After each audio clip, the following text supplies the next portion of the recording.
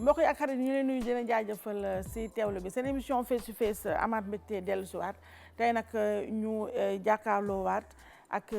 kenn si ñi may woowee actionnaire u émission bi muy Thierno Lo di ancien ministre di ki nga xam ne moo jiite APD di Alliance pour la paix et le développement nekk tamit njiital coalition Aljana waaye surtout nag jamono yi moom mooy PCA bu Société nationale de gestion du patrimoine du train express régional SENTER en acronyme monsieur le ministre Thierno Lo gën nañu jàkkaarloo defe naa am na léegi ñaari at ñu jaajëfal la ci ni ngay sawaree ci répondre positivement sunu invitation ñu jaajëfal la bu baax a baax bàyyi la nga nuyoo ak sénégalais ak sénégalais yi lay seetaan rawatina nag say militant. waaw Aïssatou maa lay remercier ci li nga ma invité fii sa émission bi pour que ma waxtaan ak askan bi. di kontaan aussi di tase ak yow. parce que li ngay def lu am solo la. mooy di fexe ba ñun homme public yi ñuy tontu ci li nga xam ne moom la askan bi. di posé wu comme question. donc ñun ñoom la ñuy waxanteel. parce que yaa ñuy permettre pour que ñu wax ak ñoom. kon nag ma lay gërëm di ko kontaan ci loolu. alors monsieur le ministre wax naa léegi ne yow yaay PCA bu SENTER nga nekk na PCA loo xamante ni démarré ku tàqagul ku romb Colobane gis suuf train yaa nga xaw ma train la xaw ma tramway xaw ma nu mu tudd yëf yaa nga poussière ba nga xam ne donc dama bëgg a xam yow boo xëyee suba fan ngay xëy lan ngay superviser ak nu mu fa demee ci loo xam ne commencé gul tàmbaleegul. waaw xam nga rek say façon. man xam naa la yow mais TER bi moom lu baax la. war a traverser ay lu mel ni 14 communes. war leen a transformer comme ay pôle de développement économique. war di transporter aussi suñu mbokk yi nekk ci banlieue bi. ñu war a ñëw pour que ñu def ay gains sur le transport. ñi ko war a liggéey ñu ngi ciy liggéey. TER bi aussi am na ab directeur. société de patrimoine bi dafa am directeur. président de conseil d'administration. du nit koo xam ne kii dafa war a du moom mooy gérer TER. c'est-à-dire que moom la muy gérer mooy patrimoine bi état bi yor. moom moo war a xool ki ñu dénk muy directeur bi ñi yor gestion bi. naka la ñuy liggéeyee. ak seen i budget ak seen i doxalin yu conforme ak textes yi. di xool ba xam askan wi li nga xam ne askan bi moo ko moom. di patrimoine bi nañ ko gérer ba mu jaar yoon. léegi nag bis bu ñu paree ci liggéey bi ñuy liggéey ñoom dinañ ñu jox TER bi nañu góo ayca jël leen commencé leen a dawal bu boobaa ñun ci la ñuy sàmm li askanu Sénégal moom. li Sénégal def xaalisam ci lañ koy sàmm. pour fexe ba ñaar fukk yiñ ci defoon na jur ñeent fukk ou bien juróom fukk. loolu mooy suñu xam nga man nag monsieur le ministre yëf yaa nga ne li nga expliqué nii rafet na mooy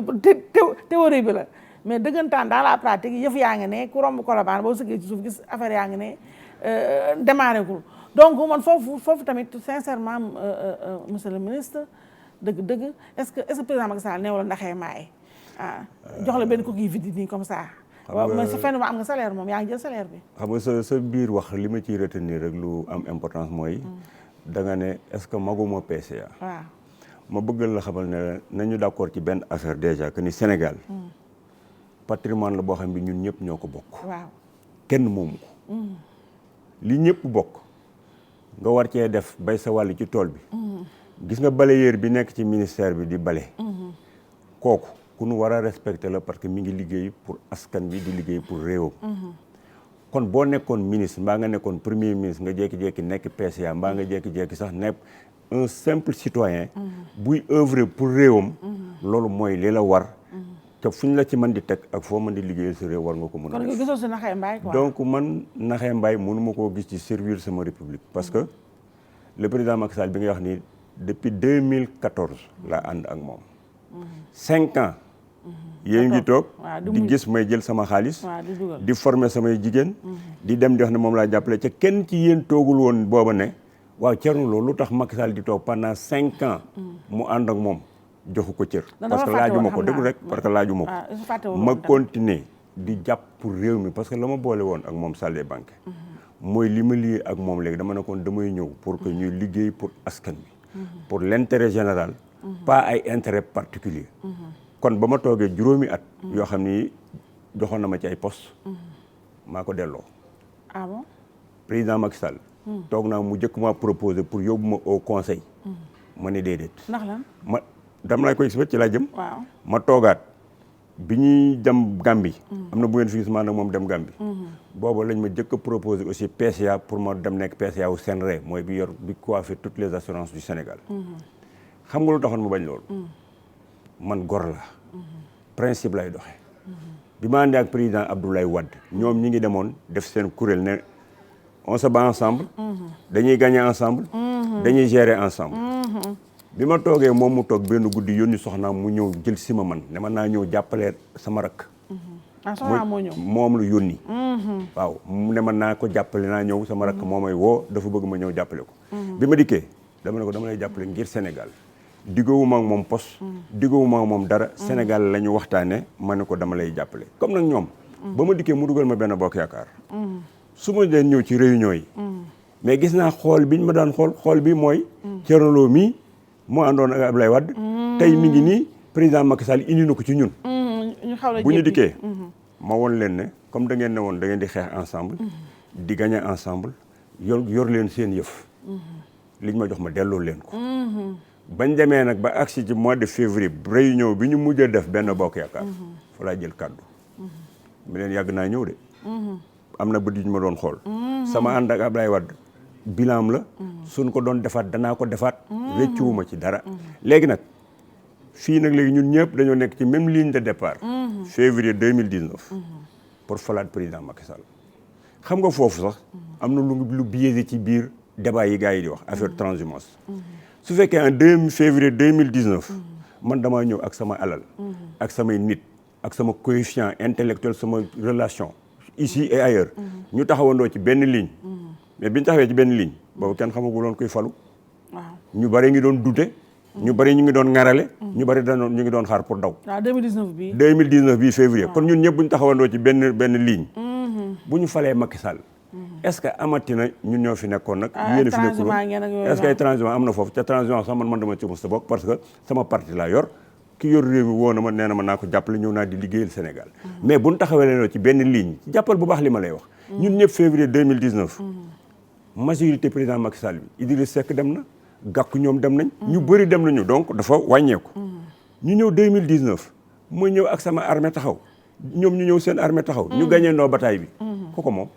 yéen ku ko moom yéen ñëpp ñun ñëpp ko moom parce que maa wax ay nit par ñu woteel ko kon dama ci am droit pour que la mu diggee woon ba tax may wër réew mi di daw guddeeg bëccëg du ma yendal du ma fanaanal dama bëgg mu def ko pour nit ñi nga xam ne bi maa leen convaincre woon ba tax ñu ñëw fal ko mais sànq wax nga léegi ci sa biir wax loo xam ne ba tey nii débat la mooy nee nga président Macky Sall nañ ko falaat juróomi at yow su ma déggee daf ma leen dëggal nga ne juróomi at yi mu nekk nii mooy dernier mandat bi man xam nga mayete nga ma benn occasion ma waxte loolu leer xam nga temps président Abdoulaye Wade bañ ca tollee ñoom ñii nekk au pouvoir tey waa Benno Bokk Yaakaar mais man dama daan tasante ñoom ci débat yi parce que je suis l'un des plus farouches débatteurs du système du président Abdoulaye Wade fu nu lemee gars yi man bu ma tasee ñoom duñ ma lem dama leen daan wax ne leen yéen vous n'êtes pas des républicains parce que seul le conseil constitutionnel a le devoir de valider les candidatures kon laissez les 5 sages ñu décider ñoom ñu doon wax nous sommes le conseil constitutionnel du ngeen fi jaar ma ne leen nag dinañ fi jaar parce que bu ko conseil constitutionnel décider parce que ñoom dong ñoo am droit de validation la preuve coow yi indi nañu fi ay constitutionnalistes coow luñ mujje jël seen candidature dem déposer ko au niveau du conseil constitutionnel mu rejeter yenn yi valider yenn yi ñu dem ci élection yi luñ ci gisaat du c'est devant le même conseil constitutionnel ci leen ñëw prêter fa serment nous sommes dans le même scénario actuellement ku fi coow constitutionnaliste bu mun doon loo fi mun di wax conseil constitutionnel moom la ñuy joxaat candidature mooy rejeté sama conviction profonde moo ko y a une constitution qui est une constitution qui est très claire pour dire que ni kenn mënta def plus de 2 mandats je suis pour cette constitution boobu constitution bi laa jàpp léegi nag bu ñu ci paree kay valider nag léegi bul ma valider loolu parce que man du ma valider kay valider mooy conseil constitutionnel bi buñ ci àggee ku mu neex nga déposer sa candidature ku mu neex nga bañ a déposer sa candidature même moom rek moo am kàddu. mais monsieur le ministre dama bëgg ñu wax de manière très claire li nga xam ne velléité yi nga xam ne moom la ñu prêté président Macky Sall que ni dafa bëgg forcer troisième mandat bi yow ni nga gisee réew mi ni muy doxee gëm nga ko wala gëmoo ko. non xam nga honnêtement ci li ma la xamee en toute honnêteté xam nga man je suis quelqu'un boo xam ne damay assumer samay propos. amul ku dul yàlla suñ borom. munoo tax ma wax loo xam ne gëwuma ko oubien ma ragal. xam nga président Macky Sall. man constitution bi ma liir man Thierno Lo. waaw dañu wax ne mënta def 2 mandats successifs. moom ci boppam. ngeen posé ko question bi. mun leen du ma ci wax léegi. du ma ci wax ëllëg. kon man est-ce que mën naa ko prêter intention. damay xaar ba mu wax. grand yaa ngi damay déglu man wax naa la xoolal bul jaxase suma kàddu de sama wax yu leer la man du ma inventé constitution bi ma liir. waaw dañ ne moom mënu cee def 2 mandats successifs. waaw kon mandat bii nga xam ne bile man moom lay def. man ci sama njàngum constitution mooy dernier mandat. voilà loolu laa bëggoon laaj déglu rek léegi nag quant à moom mu ci wax ak du wax kooku moom problème mu affaire Macky Sall la man du sama. d'accord léegi mais ki nga xam ne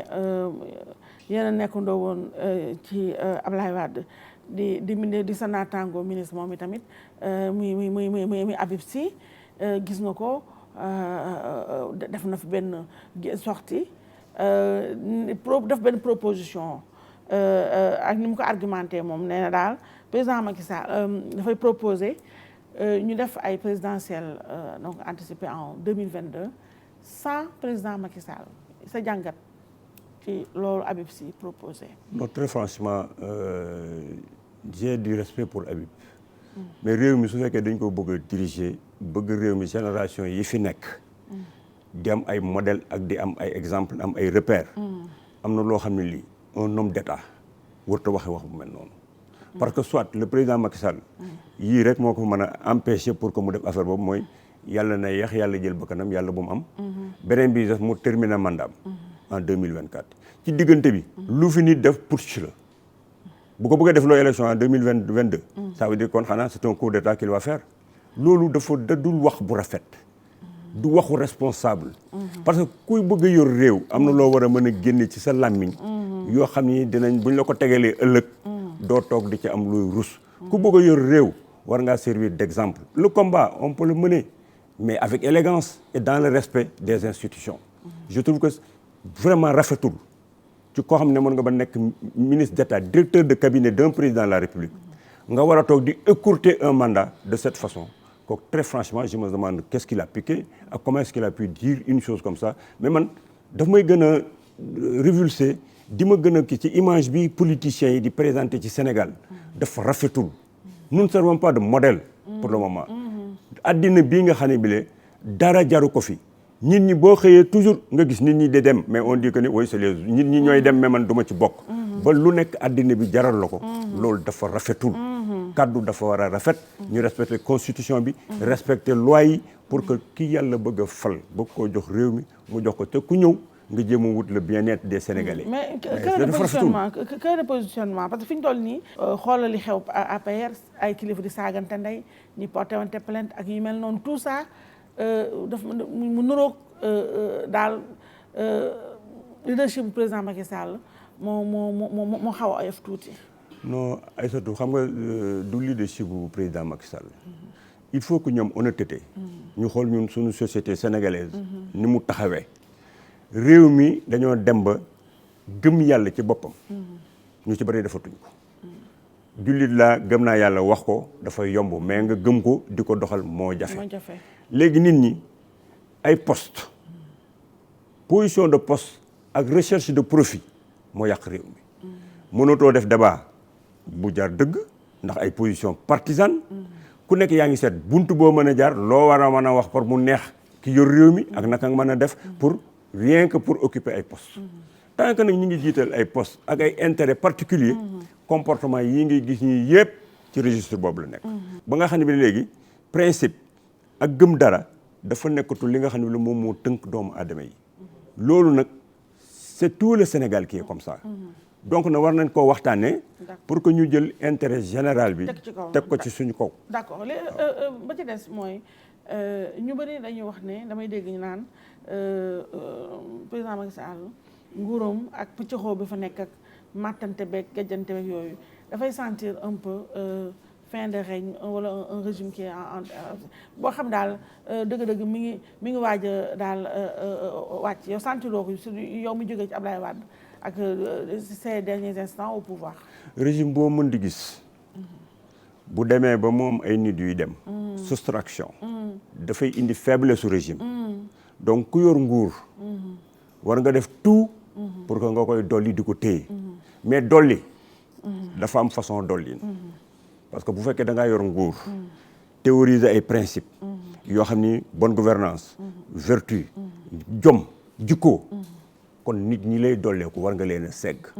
waroo ku tëb nga indi ko parce que gis nga li gars yi di wax naan xaw ma lan buy kii dana yàq benn saako bu kii donc sénégalais yi bu ñuy def seen photo nii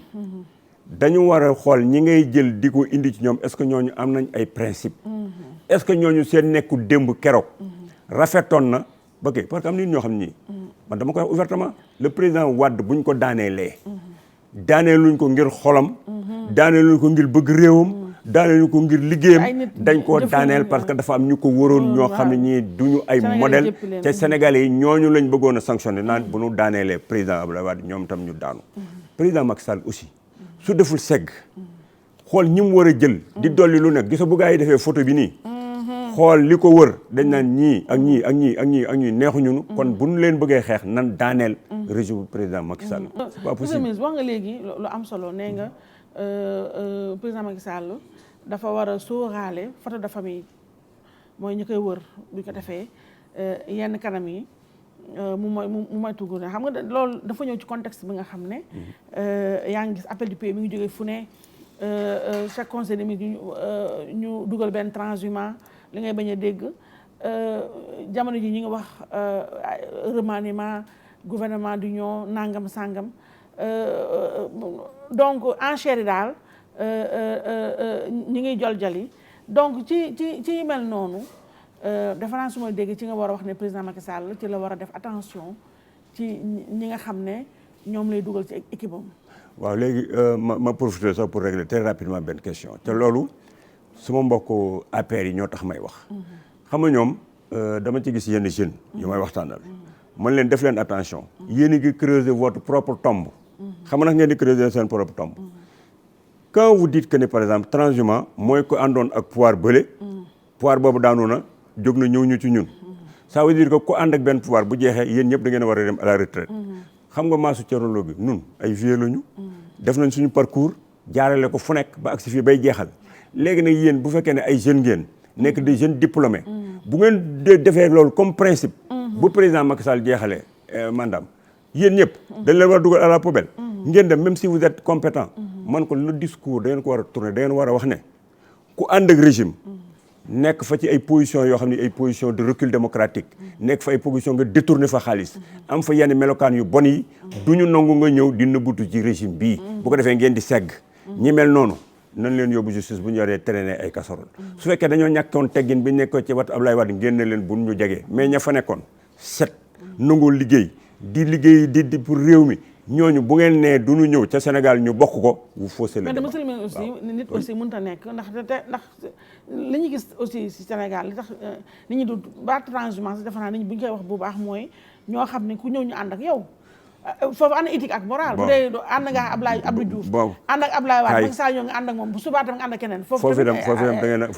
foofu itam déglu même nit ki bu nekkoon ak Abdou Diouf. nekk un fonctionnaire émérite. mën a servir réewam. te régime bu ñëw am na liberté. xam nga foofu surtout xam nga république bu ñu bëggee mu dem. dañuy respecter yenn principe quand bu ngeen defee constitution. ne y a des principes régaliens yoo xam ne président de la république ñun ñoo ko jox. mooy tànn ku ko neex. dugal ko fu ko neex. muy constitution. loolu kon ku ngeen fal. nangul leen ko loolu. kooku nag moom mooy xool ba xam. ñi muy jël est-ce que da leen di jël ndax am nañ njariñ pour askan bi. ou bien da leen jël ndax am nañ politique parce que loolu am na problème bi ci am. da ngeen gis ñoom danañ jël ñoo xam ne ñii. dañoo wut ak Thierno Lo dañuy dem di dugg ci benn lobby bu nekk autour de madame la première dame am benn lobby bu nekk ci biir palais am beneen lobby feneen donc nekk dans le jeu des lobbies pour occuper ay positions de pouvoir mais bu fekkee ne dafa mel ni ku mel ni Thierno Lo man bokkuma ci benn lobby amul benn bureau bu may dugg amul benn kër bu may fëgg yónniwuma kenn ci président Macky Sall maa am sama melokaanu bopp sama xam-xamu bopp sama jaarkatu bopp muy Macky Sall ak di keneen ku xam ni gis nga ni Thierno Lo mii doy na ma ci place sangam war naa ñëw pour mën fa liggéey te fa nga may yóbbu may xam ne mën naa faa liggéey bu boobaa am nga droit pour def ko ñu mel noonu soo ko dee jël amul problème mais koo xam ni kii malversation la mas di def fa mu nekkoon luñ ko mës a dëkk def na fa kàddoom mësut a rafet ñooñu waroo leen a boole ci dara parce que dañ leen a sanctionné parce que Abdoulaye Wade li ñu fa sanctionné ce sont ces mauvais comportements nit ñi nga xam ne dañ fa nekkoon ak arrogance dañ fa nekkoon di def ay détournement di def lu nekk ñooñu ñoo tax ñu sanctionné ko ñooñu nag waroo leen a jël di leen dugalaat ci système bi parce que du dem ba tey si jamono ji ñu ngi nekk ci IGE mi nga xam ne danoon nelaw yeewaat na génneel ay rapport épinglé ñi nga xam ne ñoo nekk ak président Macky Sall boobu ba léegi muy dernier rapport yaa ngi koy dégg yaa ngi dégg tamit corps de contrôle yi bu ñu nelawee ba yeewu joxe ay rapport yooyu sanctionné ay nit joxe ay recommandation ay en tout cas épinglé ay nit plutôt ñuy xaar si président Macky Sall ay sanctions comme ni nga wax ni mu joxe bon exemple ku muy àndal boo defee naka sudul noonu ci sunu koppar ak yorelin beeg ñoomin seen ñu envoyé ay signaux forts duñu gis effet yooyu donc mu mel ne impunité moo fa am donc foofu tamit monsieur le ministre très rapidement loo ñu mën a tegal ci kaw table bi. Très rapidement pour IGE sama posture républicaine rek laa lay manifester. corps boobu dama ko respecté je respecte tous les corps de contrôle du Sénégal. IGE président de la République moo am droit di leen mandaté. que ce soit depuis Senghor Abdou Diouf ba président Ablaye Wade da ngay toog mandaté IGE mu dem bu dëkkee mu indil le rapport président bi mooy jot rapport bi xool rapport bu ko neex mu dugal ci biir tiroir rapport bu ma ko neex mu yóbbu yéen leen ko may loolay problème bi nag tax loolu mooy problème bi loolu nag tàmbaleewul ci président Macky Sall tàmbaleewul ci président Ablaye Wade tous les présidents yi fi mas a jaar am na rapport yuñ def ci tiroir ak rapport yuñ jox justice dégg nga yooyu nag bu fekkee nag ñun Sénégal loolu la ma koy dindi loolu ñun ñoo ko nangu fi lañ ko fekk mais ñun naka lañ ko mën dindiwee kon ni ko nañ ko mën di dindee ñu réformer ne par exemple IGE génne nañ ko président de la République nekkatul sur la responsabilité du président tous les corps de contrôle ñu jox leen seen autonomie jëlee leen sax benn immeuble dugal leen fa ñoom ñëpp ne leen rapport yi ba ngeen ko defetee ba pare jël leen ko ngeen jox ko justice mais loolu courage politique boobu kan moo ko ñun fa kañ lañu toll ci Sénégal ba am un président de la République boo am courage politique boobu bis bu amee ku mel ni man waaw man bis bu amee ku mel ni man dana demee noonu parce que li may def lu nekk dama ci xool sama diggante ak suñu borom di ci xool njariñu askan wi et quand je dois prendre une décision même su fekkee ne au départ nit ñi nanguwuñ ko danaa ko continuer def parce que dana juri lu baax c'est ça la notion de responsabilité mais monsieur le ministre yow 2024 da ngay taxaw wala taxaw pour ñu espérer li ma la bëgg expliquer da nga laaj nag par exemple man ne ko am jikko bi ma am ko am jikko bi ma am ak fit bi ma am ak li ma ragale suñu borom dana def loolu waaw xam nga dama wax loolu dama laaj la ko mooy li nga wax nii dafa baax tey 2024 jege nañu moo tax ma lay laaj Sénégal ñoo ma ko xaw a déyaale est-ce que 2024 bu ñu tolloo yàlla may la kàttan gi ndax di nga samp sa ndënd pour ñu espérer ñun boo yéegee pagaay bi dootul amati. yéen sénégalais yi yaakaar ne am naa jikko boobu te mën na maa def loolu mobiliser leen ngeen wax ne ma defal ma dem waaw sa tontu bi neex na ma de. Mais sérieux? Si les Sénégalais disent que c'est Thierno Lo que nous voulons en 2024. dëgg la Sénégalais yi kon yëngu leen wan leen seen bopp. nit ki nag boo ko bëggee. mu doy la waaw yow yaa koy manifeste. maa ki ànd ak li nga wax. déclaration de patrimoine dañ ci wax bi nga xam ne président Macky Sall xëy na suba rek après 15 mois d'exercice du gouvernement bu bees mu ni waaw nañu dem saytu ces ministres. moom mi nga xam ne mooy njiital réew mi war a def deuxième déclaration de patrimoine defagu ko et ñu bëri jàpp ne li tax mu ñi mu bëgg a saytu mooy en fait xool butin de guerre bu ñenn ñi nga xam ne ñi muy àndal moom lañu constitué xëy na pour mun ko song 2024 ban jàngat nga ci am. jàngat bi moom mooy déclaration de patrimoine dañ ko wax il faut que ñu respecter l'égalité. mooy képp koo xam ne kii ñu ngi lay jor dakk nga ministre mbaa nga nekk ay directeur di brasser ay somme milliards ou des trucs comme ça war ngaa def sa déclaration de patrimoine pour ministre yi booy dugg da nga koy def booy génn da nga koy def président de la république am na débat bu gars yi di wax ñii ne nañ c'est le mandat ñii nañ c'est la fonction mais moi je pense que c'est la fonction donc bi muy tàmbali def na déclaration mais dafa am problème boo xam ne man dégguma juriste yi waxtaan ci gisuma fenn foo xam ne fii ab texte bu ñu ma wax ne ma le président bu fekkee ne mi ngi jeexal dafa war a def déclaration de patrimoine gisuma ko. non bu fekkee mi ngi jeexal mandat bi. waaw buy jeexal fonction bi même bu dee mandat buy jeexal fonction bi. gisuma fu mu ne gis naa fu ñu ne buy tàmbali fonction bi dafa war a def déclaration de patrimoine. mais gisuma fu ñu ma ni buy génn na def déclaration de patrimoine et je trouve que déclaration de patrimoine peut-être bu ñu koy def mooy booy dugg ca rouleau ñaari oto nga am. léegi booy génn dañ xool ba xam est-ce que nga am ñaari oto gisuma fuñ ma nee ceeruloo boo nekkee président booy génn na nga def déclaration de patrimoine loolu je trouve que espèce de vide juridique la je peux me tromper mais man damay gëstu xool naa xool gisuma ko peut-être boo ma benn juriste mënee dimbali après émission bi dina ma ceeruloo président bi buy jeexal fonction day def déclaration de patrimoine ci opinion publique moom dañ jàpp ne comme ministre yi bu dugg logique pour logique buy dugg dafa war a wax li mu am buy génn dafa war a wax li muy am. mais est-ce que bind nañ ko nag. effectivement waaw ministre yeeg yeneen directeurs yeeg yooyu moom. waaw bind nañ ko clairement ak bu mujj bi mais pour président effectivement mais pour président bi gis naa man xool naa xool. waaw man gisuma buy génn fu muy defee déclaration gisuma ko. bu génn waaw loolu nag. donc je trouve que kon déclaration bi muy def buy dugg jaru ko woon.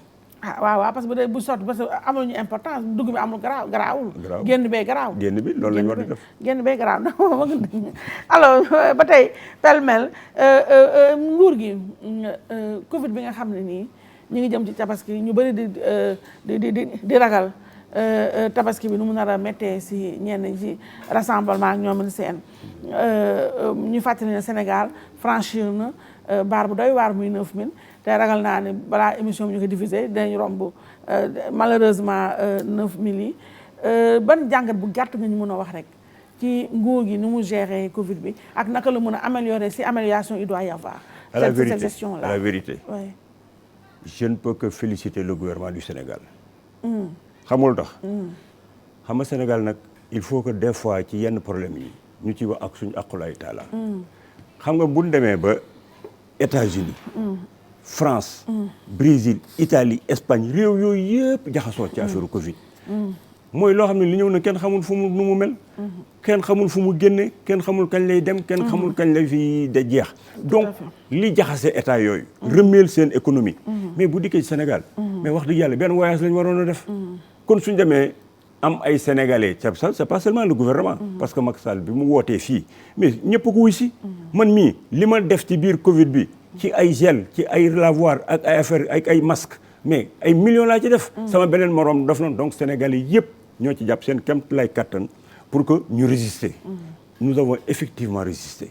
gouvernement bi def na kemt lay kattanam suñu force de l'ordre yi sonn nañu suñu médecins yi sonn nañu sénégalais yi seen bopp aussi am nañu ak dal fi ñu jamoon bay bëgg a am crise mooy bi ñu demee di def ay semi confinement ñoo xam ne économie informelle mënoo leen a confiner bañ commencé réagir état bi dafa def na war a def muy nga déglu sa peuple bëgg nañoo génneel ñu ni nañ dund ak virus bi mais ay surtout xam nga fan la problème bi nekk suñu discipline bi ñu war a def ñun suñu bopp ku ci nekk ne dama war a sàmm sama bopp ku ci nekk ne waruma wàll keneen waruma koo jële feneen indi ko bu ko defee ñuy def port de masque yi respecter distanciation sociale tant que defuñu ko ça va être compliqué jëlal des centaines de milliards nga koy séddale pour que virus bi dana fi toog ça va être compliqué d'accord Ndingler ak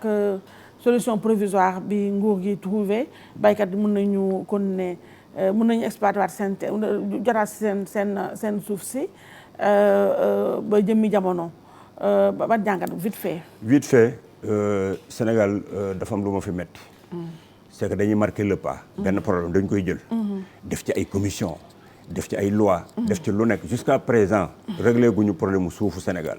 entre domaine public ak domaine privé ci yooyu yëpp kenn réglé gul problème boobu tant que nag réglé wuñ ko ay conflit dana yàgg am ci suufu Sénégal pour affaire Ndingler très rapidement dafa am loo xam ne lii man moom lay déplorer parce que bu fekkee ne dañoo wax ne benn investisseur dafa ñëw dem ci benn àll boo xam ne bi ay nit ñoo ko moom te koo ci ne par exemple li nga moom ana këyit wa daf la naan sans maama ko moomoon maamam tel maamam tel maamam tel mais toujours est-il que bu fekkee ne noonu la seen domaine traditionnel bi demee boo dikkee ne Babacar Ngom day ñëw mais dajaleel waa ñu moom suuf ñu moom suuf si foofu ñu fa dëkk ndeng leen Babacar ñëw ñu waxtaan bu ma fi dikkee danaa fi def lii danaa leen defal forage danaa leen dimbali sax ci jiw yi danaa leen former encadrer leen wax leen ba ñu d'accord nga ficelé loolu soo ko dem commission nationale soo ko attribué booy joxe bàyyi ou bien ngay joxe titre foncier nga joxe ko mais lii xew bugguma ko ci réewum Sénégal parce que dafa décrédibiliser l'État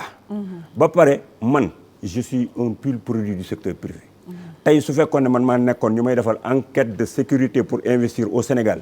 bu ma dikkee rapport ba may def on n'investit pas au Sénégal parce que c'est une zone d'insécurité comme buñ la fa joxee ay kayit ku nekk mën naa tëb benn jour ne la dégage kooku du ma fa investir donc décrédibiliser nañu état bi parce que mënoo dem ba le président de la République signer un décret un investisseur ñëw pour bëgg a liggéey population yi taxaw na ko doo fi liggéeyee il faut que le droit et la légalité règnent dans ce pays-là. D'accord, voilà. D'accord.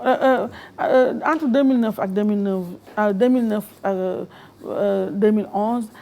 ci nguuru président Wade yu mel noonu tamit amoon na bu mel ne bu xaw a mel ne Ndingler amoon na fële ci sama dëkk Waalo ci Mbaan ñu tudd fa ay personnalité yu bari yoo xam ne ñoom tamit dañ leen a cëraloon ci suuf sa yow mi sa tudd nañ la si ne amoon nga fa benn 1000 hectares loolu nu mu mujjee bul wax 20 000 hectares 1000 kii la woon 1000 hectares 1000 hectares la 600,7 waaw presque 1000 hectares léegi nag man gis nga mbir mu am Sénégal rek yàlla suñu borom daf may dimbali ma nekk ca exception nekk ca exemple boo xam ne bi aussi bu ñu ko jëloon mu dem xam nga man maa ànd ak sama rakk ñu jógee Richard Toll di dem ma jox ko ñuy dawal oto bi muy def nii di tourner di xool gauche droite fekk ñoo ngi jaar ci plan wu Mimran yi lépp verte muy xool ba ne ko ma ne ko sëñ bi te ngaa taxaw sa loos bi di nga ko yàq kaay ma wax la kii lan la réussir kii dafa def maîtrise de l'eau la def moo tax nga gis ko tey foo xool mu verte fii man ko kaay ñu def benn affaire nan dem gis le président de la communauté rurale de Mbane comme yow entreprise de BTP nga yor am nga ay gradaire am nga ay camion ñu wax ko mu jox ñu ci suuf si fii nga xam ne kenn bayu ko suñu ko joxee nga ñëw gas canal mu dem ñu jox ko moom premier jour yi sax dafa commencé woon di xuloo man parce que dafa indi engin mi di dëkk ay 300 litres par jour engins yi di tàng parce que foofu tàngaay ba fa nekk yow boo fa demoon doo fa yendu muy gas ba def 7 kilomètres canal pël yi mu wutal leen ay voies de passage baykat yaa daan bay foofu yëpp ñëw def seen ay pompe commencé di bay soo fa demee moom bu ko wote woon pour nekk président communauté rurale dañ koy fal pël yëpp kontaan ci moom ñëpp kontaan ci moom mais quand un Sénégalais def 7 kilomètres canal ay milliards mu def ko un ministre de la République demul seeti ko un président de la République qui visite là-bas dans la zone demul xool yi li Sénégalais bii def investissement ba pare di yor ay population yu bari di bay ndax moom ba pare xoolal amul benn looy def ci faveur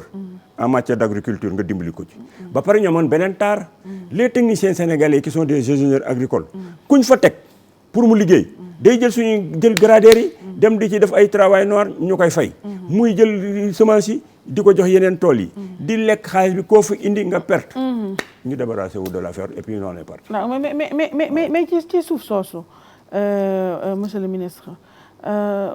yow Ablaye Wade ndax mos na laa may suuf ak président Macky Sall bi ndax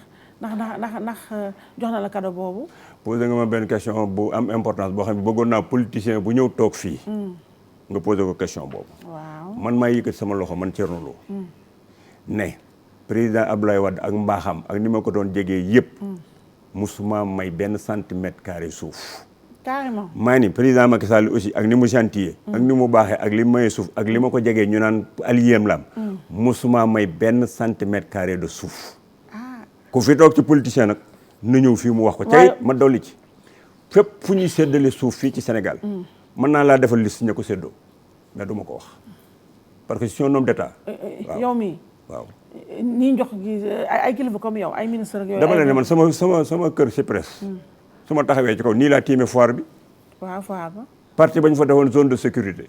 mais dañ ko séddale ñëpp fa dëkk man ña fa dëkk yëpp xam naa leen bu ma xoolee sama gauche boutique exclusive foofu mooy bande verte bi bande verte boobu gis nga bi ñuy dem foofu di ko toj préfet bi taxaw force de l'ordre maa jógee nekk ministre conseil Abdoulaye Wade mu ñëw dugg ci diggante bi jour boobu dama attaqué préfet dama ne ko li ngeen di def tegu leen ko fenn parce que su ngeen dikkee fekk nit kuy tabax di commencé di teg brique foofa ngeen ko war a arrêté du ngeen bàyyi ba mu nekk ay immeuble ngeen soog a ñëw di ko toj jour boobu am na benn maire boo xam ne dafa dugg ci étage am R+1 biñ ko nee dañ lay may 5 minutes soo dawul gradaire bi daaneel kii bi bu gradaire bi dawee wuti kër gi ci la maire bi daw ñu daaneel étage bi maa ngi taxaw ma wax ba sonn ne leen li ngeen di def que ce soit DSCOS que ce soit urbanisme toujours ngeen di romb nit di tabax fu mu wër a tabax ngeen bàyyi ko ba mu nekk ay étage ba nekkub cité ngeen di ko toj muy beneen te li ci gën a garaaw booba ba ma leen laajee dañ ma ni à 500 mètres de l'aéroport c'est une zone de sécurité à 500 mètres kenn waru fee tabax toj nañ ko tey boo fa demee ba avant sax avant sa loolu daw xewaat nañ ko bu mu saat ci aéroport bi loolu fuñ ko teg nangu ci nit jox keneen loolu lañ fa def zone boobu yëpp bande verte nga dem bande verte ba yëpp foofu yëpp ma xam naa leen kay yor nga liste bi xam naa leen maa ngi liste bi mais du ma ko jox kenn doo ma ko jox man du ma ko jox parce que man xoola kay ma wax la benn affaire man su ma bëggoon bi ma nekkee ak président Abdoulaye Wade su ma bëggoon mu jàpp waa parti socialiste yi da leen di tëj ndax la xamul tax ñun société bi ñu nekkoon dañu nekkoon benn filiale boo xam dañoo amoon plusieurs monopoles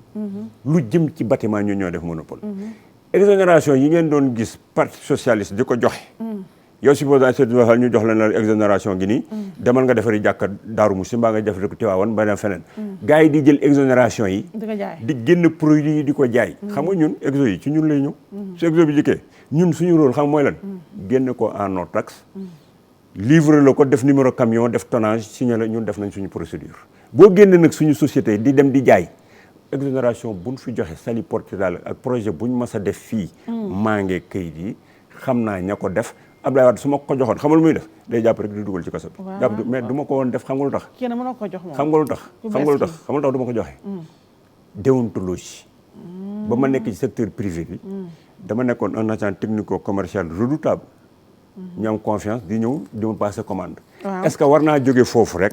sama goree di ak sama bëgg lu neex président Abdoulaye Wade mbaa sama bëgg lu neex président Macky Sall ma jël dossier yooyu yëpp jox leen ko mbaa ma jox leen liste bi ne leen dem leen enquête douanière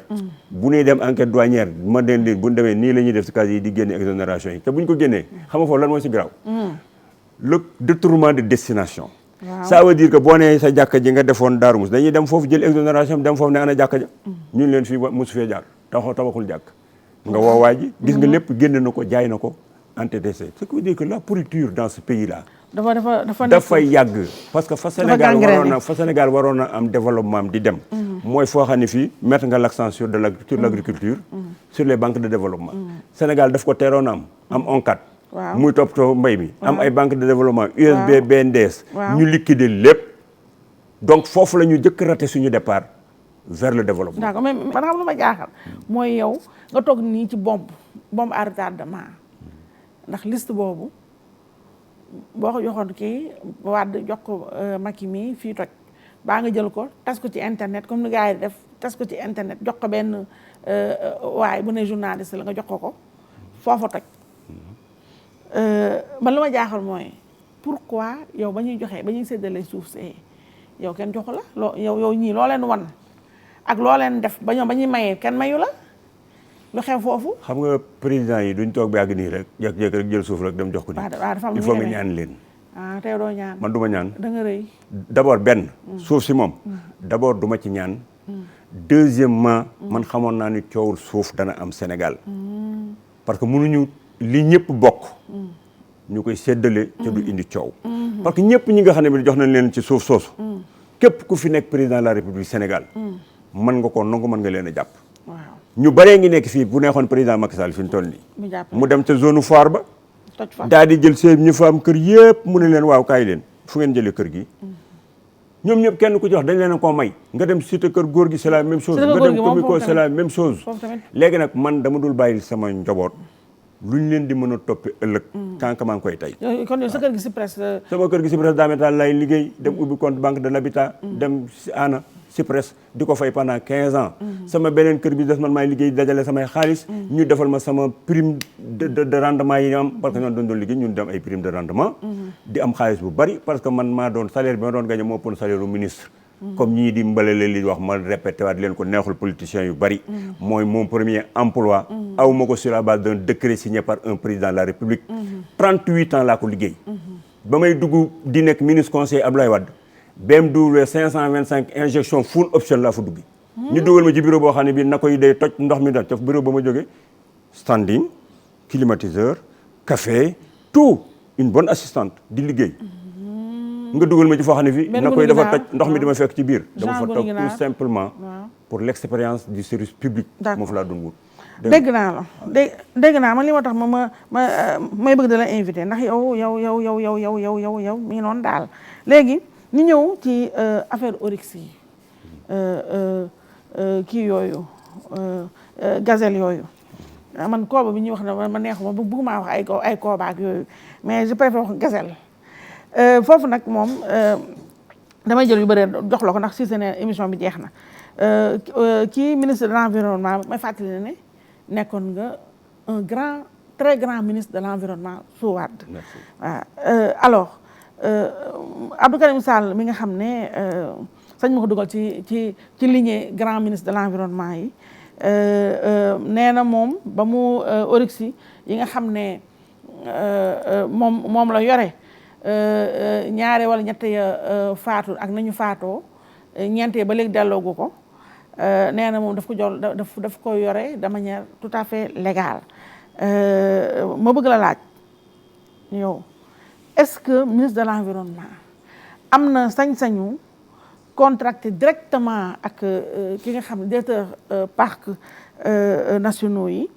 nga xam ne moom ci ñooñu directeur yooyu ci autorité am la ñu nekk mu contacté ñoom directement loolu conflit d'intérêt waaw wala déet. pour wax la gis nga affaire Oryx yi. Sénégalais yi di def mel ni di ko def ay caaxaan. lu rëy la c'est un problème très sérieux. du ndaw te gis nga problème bu sérieux da nga koy régler avec sérénité. waaw.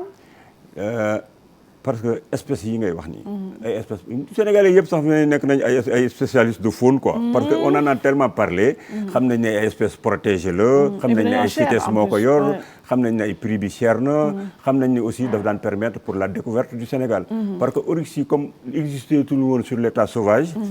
te en captivité lañ nekk ci ay Émirats ay Tunisie ay Maroc Sénégal bokk ci réew yu comme touristes yi dañ fay ñëw c'est un élément de promotion touristique d'une part espèce la boo xam bi dañ koo protéger gis nga discours yu gars yi mën di wax fii danañ def discours bu nekk mën ñoo changer convention bi ko régir convention régir na ko Sénégal moomu ko humanité moo ko moom donc Sénégal dañ ko dénk donc koo xam ki yaa ngi ko yor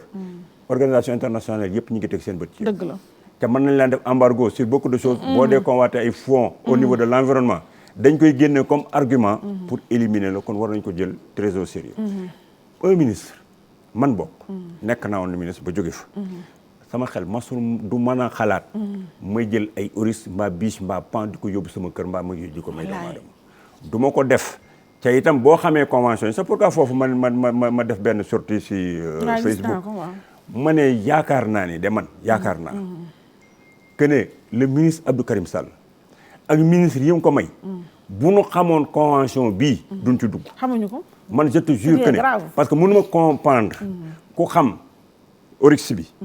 ni mu nekkee espèce bu ñu protégé difficulté bi ci nekk rek pour def transport am loo xam ni da ngay toog dóor ko plomb mu nelaw nga jox ko morphine bu nelawee ba pare pour nga téye yaramam ba du toog di mën a parce que kii yow dañuy tëb dañuy am stress yow nga xam ne loolu bu ñu ko def il faut kii jàll ci assurance sax dañ ko war a wut pour espèce boobu ba pare boo ko dee def da nga war a informer spécialistes yi ki war a signer affaire boobu buñ xamoon procédure bu compliqué boobu ci nekk yëpp xam ne itam waa parcs nationaux yi leen koy jox moomuñu ko ci waruñu koo def duñ ci dugg foofu laa indi woon la responsabilité des fonctionnaires sénégalais pour di leen demander ne leen quand un ordre est illégal faut pas l'exécuter parce que vous êtes protégés ils sont protégés lii ngay gis Sénégal doo ko gis France. xalaatoo ko doo ko gis États-Unis doo ko gis sax ministre bu ñemee toog foofu di wax ak chef de service. may ma carburant boo ko defee non seulement dana la dénoncer dañ lay dugal ci biir kaso bi ku fa nekkoon tey jël Oryx yóbbu ko. kaso ngay dem lu tax réew yooyu nag. yooyu dafa amul xamul tax yooyu amu fa parce que fonctionnaires yi seen bopp ñoo fi nekkul pour di exécuter ay ordres yoo xam ne illégal wallaahi léegi nag foofu laa wax ne le problème du Sénégal il y a de très bons fonctionnaires que je respecte beaucoup parce que man Thierno Lo damay toog fii di voyager tasanteeg ay fonctionnaires billaahi ay soto dañ non monsieur le ministre jëlal ma sama valise téye ko bu ñu dugg ci biir avion bi ñu dugalal ma ko ci affaire bi su ma wàccee aéroport douanier yeeg yëpp bu ñu ma gis monsieur le ministre venez vous passez c'est des fonctionnaires te fii nii am na man sama ancien directeur forestier yi mais ñi ngi toog xam nañ espèce bi am na ci ki nga xam ne bi sax moo jëloon espèce bi yóbbu leen ferlo mi ngi toog mais journaliste def nañ lu nekk di dem ci ñoom pour wax loolu leen ubbiwuñ seen gémmiñ mais li ñu mën ci liggéey ci suuf di proposer ay solutions de sortie de crise ñi ngi koy def man waxtaan nañoo man ci ay solutions de sortie de crise mais waxtaan nga ak Wadji Sall dama la ne man Wadji Sall mosuma dugg bureau man ministre yii sax ministre Macky Sall yëpp amul kenn ku mu ci mos a dugg bureau xaw ma seen bureau nu mu mel ñu ci bari joxante wu ma ak ñoom loxo nuyoonte wuñu xamante wuñu li ma mën a xam daal ñooñu seen bopp ñi ma lay wax ne ñi ngi toog ca noppi ci wut ay solution de sortie de crise am na proposition yoo xam ne def nañ ma ko ba ma jottali ko borom réew mi ne ko nii lañ ci war a mën a génne mais ni ñu traité Oryx yi jaarul yoon teguwul ci yoon te luñ ci discours ñi ñu war a suivre ñoom ñu ngi ñuy suivre xam mën nga discuter du ne mais convention bi li ci nekk si CITES li ci nekk kenn mënu koo dindi mais monsieur le ministre kenn mënu ko moom kii yu mu téye gazelle yi nga parce que juróom-benn la ñu war xaw ma 7 xaw ma en tout cas parce que chiffre moom ba léegi kenn xamul exactement ñaata la yi faatuwul nag delloo bi jaaxul la fii nag damay jël question yi bay dolli la ko xam nga man awma complexe gis nga tey bu ma nekkoon place su Abdou Karim Sall waaw problème bii am nga xam ne man damay ñëw rek gis ay 500 Oryx yu daw rek ma daal ne gars yi may leen ma def sama tool fee par méconnaissance gis nga bu éclaté damay taxaw jéggulu ne effectivement maa ko def je suis ministre de l'environnement mais ba ma koy jël xaw ma woon ne nii lañ leen protéger léegi nag waa DPN nan ñëw jël Oryx yi fi ñu nekkoon ñu delloo leen seen zone naturelle wax ji jeex présenter mes excuses aux Sénégalais et aux conventions internationales mais il faut avoir de la force de reconnaître ses erreurs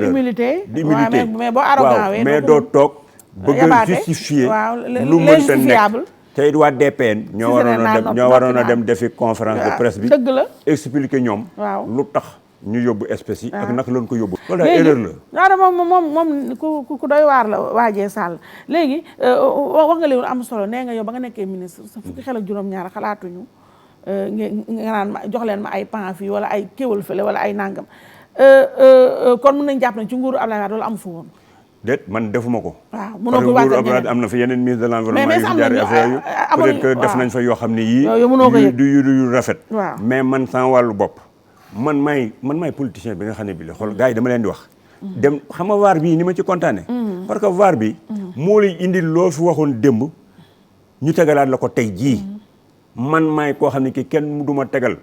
vaar boo xam bi def naa fa malversation ou bien waar bu ma xas nit ou bien waar bu may wax ci ennemi politique ak affaire yooyu man ay idée lay brassé ay programme ak samay conviction ku mu neex alhamdulilah ku mu neexul ma wax li ma gëm mais vaar bi moom nañ ko indi parce que am na sax sama benn waay boo xam ne bi fii la toog dem di def émission ndaw si ne ko waaw affaire transhumant yi daal ne ko même votre ami Thierno Lo mu ni ñooñu dañ leen a war a rendi dañ leen war a fusiller moom dafa war a dem xaru ji balaa ñu koy fusiller yaa ko tontu noonu waaw Jules maa ko tontu tey laa koy tontu nag parce que damaa yéex a gis vidéo bi parce que man vidéo dama ci tombé fan yee passé rek ñu ne ko ma gis Maïmouna Ndour naan ko et votre ami Thierno Lo mu ne waay ñoom ñëpp dañ leen war a fusiller moom Souleymane Ndéné moom Souleymane te mooy premier transhumant ba te moom ci boppam waxuma fusiller mais dañ ko war a man waaye sax naa ko am na sanction ba pare luñ ko war ban sanction la non am na sanction ba pare ban sanction la gars yi ngay wane ñuy jël jaasi muy teg ci baat bi fii mais à part fusiller bi dafa ndaw li ko war a def leneen moom Ndéné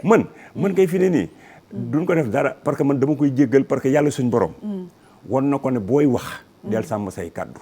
ak la nga doon tooñ moom la yàlla fay ñu ngi jël vidéo bi mi ngi circulé ñun ñëpp nga koy gis yaa waxoon lii tey yaa fi wax lii ñu jël paaka tegal la ko sa put ku ci nekk ñu ngi lay génneel sa vidéo di la ko tegal man kenn mënoo ma génneel vidéo parce que la ma mas a gëm laa gëm institution république laay respecté moom laay respecté waat tey tam ci président Macky Sall bi ànd ak moom léegi monsieur le ministre est-ce que est-ce que am nañu droit di jël ay espèces yooyu bu mutu nekk protégé ou pas protégé jëlee ko ci ay parcs nationaux yóbbu ko ci ay fermes privées ndax loolu yow mi xam convention yi texte yi ndax am na yoon wala yoon ba pare xaaral ma boole yu bare bu fekkente ne loolu am na est-ce que am na benn durée mooy ñu ni lii c'est pour 6 mois c'est pour 3 mois c'est pour 4 mois en plus espèces yooyu bu ñu reproduire maanaam bu ñu amee ay tout tànk est-ce que tout tànk yi tamit dañu continuer nekkaale foofu ci ferme privée yi wala ñoom ak seeni parents dañ leen di delloowaat originellement fi ñu nekkoon muy parcs nationaux yi. xam nga surtout dafa am sax benn ñaari écoles yuy opposé wu déjà ci Sénégal au niveau du ministère de l'environnement. dafa am ñoo xam ne dañoo nekk sax pour la privatisation des parcs du Sénégal. ak ñoo xam ne dañu bañ pour la conservation ce débat là jusqu'à présent n'est pas réglé. léegi gis nga oryx yi ngay gis ni bu njëkkoon ñun doon def politique de repeuplement. waaw xam nga boo dee def repeuplement ça veut dire que amoo espèce yi nga war a am doyul. dëgg la oryx yi fañ nekk soxlawuñu ñu leen di jël di leen yóbbu sax di leen duggaat feneen parce que gis nga la grande muraille verte bi nga xam ne Abdoulaye Wade ki woon na ko dañ koy définir ca président Macky Sall ñëw muy continuer ba léegi.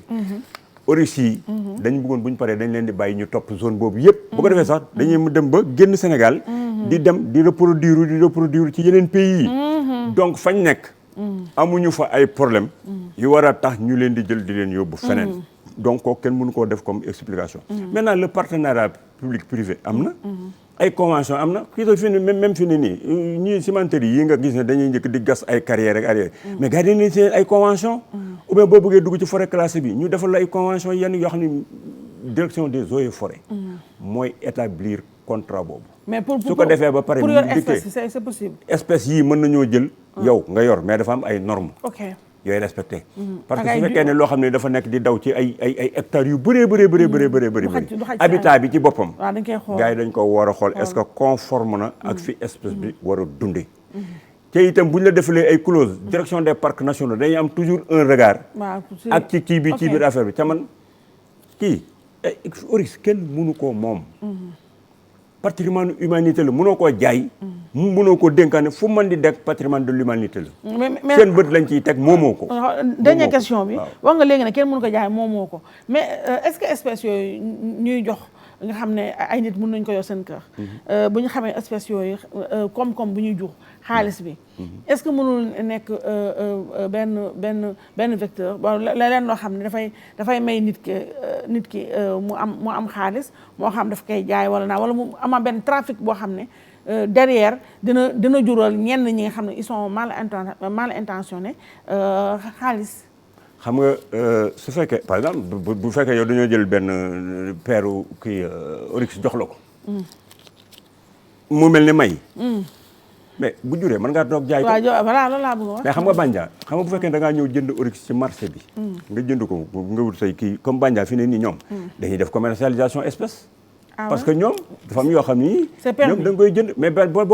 demoon am na espèce yoo xam boo demoon Bandia boo ko bëggee jënd ñu jaay la ko. mais en toute légalité wala en toute illégalité. non ñoom légalité lañ donc parce que am nañu tout ce qu'il faut pour encadrer les espèces. vétérinaires yi ay spécialistes de faune. ak affaire yooyu yëpp am nañ ko ba pare am seen vocation touristique ak yëpp pour utiliser la faune comme un élément de promotion d'une destination. yooyu yëpp dafa am. mais man li nga ma posé benn question boo xam wax nga ko tontu ma ci parce que man am na yoo xam ni daf may échappé du ma ko xam. pendant li ñu wax naan soo jëlee oryx bi boo ko joxee bu juree. kii mën na cee am ñaar comme ku dénkaane xar mu ñuy. kii bu juree yaa moom ñaar. loolu moom man xaw ma ko. man xaw ma ko. te la kon boobu benn vide la bu doy waar. waaw peut-être que sax maa àggugul ci texte ba koy waxee mais parce que dégg naa am na benn ministre bu ñu ci xam-xam quoi. dégg naa am na ministre bu ñu jox yii danga bañ a jox tur bi ndaxte vérifié wu ma information te bu sañ maa xool ma vérifié gis naa lii daal ci journaux yi ñu ni bokkal ak waajee Sall ministre boobu bañ ko joxee moom tam dafa yor ferme bu siiw bañ ko yoree ba mu oryx yi ñu ko jox commencé nañu reproduire commencé nañu jur léegi nag yooyu ñu jur ñaata la ñu jur dañ koy dee loolu mu da nangam loolu man c'est dafa doy waar sama xalaat ci loolu daal fi ne nii oryx yi moo dama ne mu nekk enrichissement am benn trafic ci suuf oryx buy yi am liñ ci war a def mooy nanu jël oryx yi nekkoon fii yëpp dem delloo leen jaaxalul la président Macky Sall affaire oryx yi mu ne pataara bi jaaxalul la mais loolu tam ay surtout xam nga su dégg naa ay Sénégalais yi di wax noonu waaw mais un président de la République bu fi ne mënu wax un président de la République sax dafa warul benn affaire ne tëll rek mu daal di wax waaw mais kii nag moom président de la République kii nag moom yëf danaan tël waaw président de la République waaw depuis moment ba muy wax ak la muy def moom la engagé moo xam kañ la koy def et puis man président man d'accord ma président boo xam ne ñu ne rek et oryx tëb na rek tël waaj def conférence parce que nga daal di wax président bu gisee ba génne kàddoom ci benn problème fa la problème ba war a tëj d'accord dafa war a toog déglu ba am son de cloche yëpp ba RG yi xam nga gars yi na ba jour bi affaire bi amee ci même jour bi waaw léegi président Macky Sall am na bulletin bi ci bureau heure bu ko neexee nag ci lay décider émission bi jeex na léegi kañ nga gëj a dégg Ablaye Wade ak papa Iba Der Thiam maam Ablaye Wade ak maam Iba Der yow der moom dem naa këram fan yii yëpp dem naa temps yi passé rek seeti naa ko fi papa ba ma jógee moom guddi gi ñu toogee mu perte élection yi nga xam ne bi ñun bañ nekkee ca palais ba ña fa nekkoon dimanche boobu ci guddi gi Doudou Wade mi ngi ak photo bi falaa ko fekk waxtaan ak moom li ma doon waxtaan ak moom ñu waroon a continuer combat bi pour dem defi affaire député yi ñu dem mu xëy nommé Omar Sarr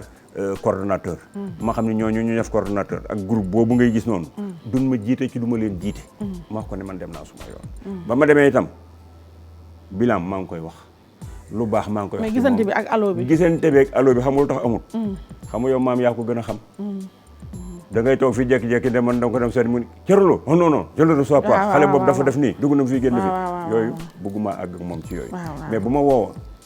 tey ci fii may def ak yow émission bi mu woo ma bu ma génnee directement këram lay def d'accord naa te it digganteem ak président Macky Sall lu ma ci mën a dox pour que mu baax wax naa ko te itam bilan Abdoulaye Wade du ma toog fenn kenn du ko attaqué parce que man sama bilan la d'accord léegi monsieur le ministre Thierno Lo le PCA de Sen-Terre le projet dont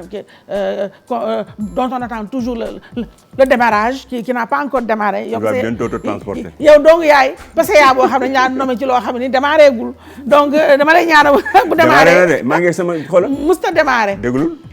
yow déglul musul démarré maa ngi sama quatrième conseil d'administration lundi la mais salaire baa ngi lundi bi laay def quatrième conseil d'administration salaire baa ngi je travaille bénévolement pour le pays bénévolement mooy lan mooy kenn du ma jox dara maa ko may bay Sénégal kenn fay la fin de mois yow yaa xam lépp journaliste nga xam nga lépp yow sax def naa ni jox nañ la ci Covid bi sama xaalis bi ma joxe ci lañ la jox ci Covid bi yow man maa ngi koy xaar ba léegi soxla naa ko sax damaa impacté gravement man ak Madeleine on est tàggatoowal bàyyil kii tàggatoowal sa émission jeex na tàggat la xoolal ba ngay daw maa ngi lay remercier ci lii ma invité questions yi ñu abordé yëpp c'est des questions d'actualité alors ma joxe ci sama xalaat partagé ko ak sénégalais yi mais man bokkuma ak nit ñi nga xam bu ñu dee def émission dañ naan loolu li ngeen jéggal ma lu ma ci juum dama tey man lu ma fi wax maa ko tey assumé xam naa la yow assumeur nga monsieur le ministre Thierno Lo la woon bokk ci actionnaire émission bi ñu lay gërëm di la sant saa bu ñu la invité boo ñëwee wax fi yu baax ndax li ngay wax yëpp si xol la jógee lu jóge ci xol rek lay mën a duggaat nag te fii réew mu toll loolu la ñu soxla ñu lay gërëm bu baax di la ñaanal yàlla na yàlla gën a dëgëral taxawaay bi gën la kàttanal te bàyyi la suñu biir nag ndax sa sincérité bi c'est rafraîchissant fi ñu toll di la gërëm di gërëm bu baax a baax sama laqal bi nga xam ne maax moom fu ma naanee doom mu kii fa mu pikiru fa fuñ ma wooyee woo la nee na fan yi dinañ la woo fuñ ma wooyee may leen maa ngi salon Mado venez me chercher là-bas salon Mado Glam Sahel bàyyi Mado ku may wër ma foofu mi ngi watu Ka Leclerc mi ngi wut den tëj salon ndax daa ragal donc tapet la mi ngi wet en face Ka Leclerc sama rakk ji gën si man riis bëgg ma lool macha allah yàlla na jàmm moom yàgg mat leen jaw farama ca ndeer jaw ma jaw xoor maa la waxal yu baax yëpp nag ndax nga bañ ma lâché donc moo def perruque bi perruque yi nag moo koy jaayee mooy jaay perruque yi tey nag moom ci boobu ndax léegi comme dafa waane mi ngi jàng coiffure léegi coiffure bi tamit mat leen moo defal ci loxoom mooy coiffé mooy jaay perruque mooy maquillé moo boole tamit ak ki ma defaral tenue bi Maguette Thiam Lindor max numéro téléphone mi ngi ci suuf mi ngi foofu rek moom itamit Mouhamadou ñoo dend ñu seq ma noonu donc tabaski bi yéen a ñu génneel mot tabaski man moom laay def rek chaque dimanche en direct ak Madeleine ak Maguette Thiam Lindor Ibrahima Cissé nekk ci production bi gis naa temps yi dafa am ku mu jël moo tax bàyyi na ma réaliser yàlla baax na Pape Samba le meilleur réalisateur du groupe Futurs Médias ñëw na réaliser ma namu ma dara ndax grâce à Pape Samba kii caméraman bi Misandooy moo nekk ci caméra yi donc akan laa kii ñoom Weuz ñoom Habib xale yu baax yee ñu ngi fi ñoom sama doom jee Weuz MC yi Moussa Sène si montage bi face to face dimanche prochain du nuyu bu baax Misandooy ci caméra bi jërëjëf merci beaucoup